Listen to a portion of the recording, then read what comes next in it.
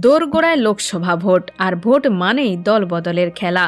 বাংলায় এবার পদ্মের মাটি খানিক শক্ত বলেই মনে করা হচ্ছে। একদিন আগেই দল ত্যাগী বিদ্রোহী নেতা কৌস্তব বাগচি যোগ দিয়েছেন বিজেপিতে, যা লোকসভার আগে গেরুয়া শিবিরকে বাড়তি কিছুটা অক্সিজেন যোগাবে বলেই মনে করা হচ্ছে। ওদিকে বিরোধী দলনেতা শুভেন্দু অধিকারী জানিয়ে দিয়েছেন ৭ তারিখ ধামাকা হবে। কি সেই ধামাকা? এই নিয়ে এখন জল্পনা তুঙ্গে। এরই মধ্যে শোনা যাচ্ছে শীঘ্রই তৃণমূল ছেড়ে বিজেপিতে নাম লেখাবেন তৃণমূলের আরও 2 হেভিওয়েট। তবে কাদের কথা বলা হচ্ছে? গতকালই তৃণমূলের সমস্ত পদ থেকে নিজেকে সরিয়ে নিয়েছেন তৃণমূল মুখপাত্র কুণাল ঘোষ। তাই এক্ষেত্রে জল্পনা আরও জোরালো হচ্ছে। তবে জানা যাচ্ছে এবার তৃণমূল ছেড়ে বিজেপিতে যাচ্ছেন সাংসদ দিব্যেন্দু অধিকারী।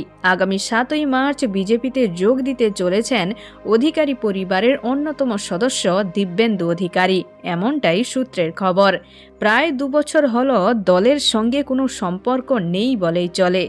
শোনা যায় তৃণমূল নয়, বরং গেরুয়া শিবিরের ঘনিষ্ঠ তমলুকের তৃণমূল সাংসদ দিব্যেন্দু অধিকারী।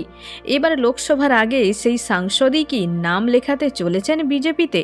কিছুদিন আগেই এ প্রসঙ্গে দিব্যেন্দু বলেছিলেন, প্রধানমন্ত্রী বাংলায় আসছেন, হয়তো তার সঙ্গে আমার সাক্ষাৎ ঘটবে। এসবের মধ্যেই শুভেন্দুর 7 তারিখের ধামাকা মন্তব্যের পর থেকেই তার ভাই দিব্যেন্দু বিজেপি যোগদানের জল্পনা আরও কিছুটা জোরালো হয়েছে। তবে সত্যিই যদি রাজ্যের বিরোধী দলনেতা শুভেন্দু অধিকারীর ভাই দিব্যেন্দু অধিকারী গেরুয়া শিবিরে যান, তাহলে সেটাও খুব একটা আশ্চর্যের ঘটনা হবে না বলেই মত রাজনৈতিক মহলের একাংশের। অন্যদিকে উত্তর কলকাতার এক তৃণমূল সাংসদও নাকি বিজেপিতে যোগদান করবেন বলে জানা যাচ্ছে। সূত্রের খবর, তৃণমূলের টিকিট পাবেন না সেই আঁচ করেই গেরুয়া শিবিরের নাম লেখাতে চাইছেন সাংসদ। যদিও সেই সাংসদের নাম এখনও স্পষ্টভাবে জানা যায়নি।